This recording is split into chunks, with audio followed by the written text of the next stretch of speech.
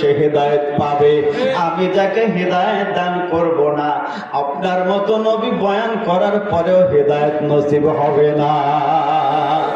এই জন্য আমার আপনার নবীর জবানে কোরআন শুনেছিল আবু বকর, কোরআন শুনেছিল আবু জাহেল।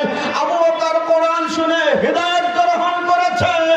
আল্লাহ পাক কোরআনের মাধ্যমে জানায় দিলেন যারা হেদায়েত গ্রহণ করবে, ফামান তাবিআ হুদায়া ফালা খাউফুন আলাইহিম ওয়ালা হুম ইয়াহজানুন।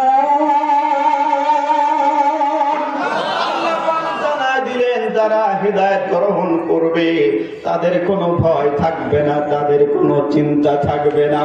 পক্ষান্তরে যারা হিদায়াত গ্রহণ না করে গুমরাহি খরিদ করবে, আল্লাহ পাক তাদের ব্যাপারে বললেন উলাইকাল্লাযীনা ইশতারাবুদ-দালালাতা বিল হুদা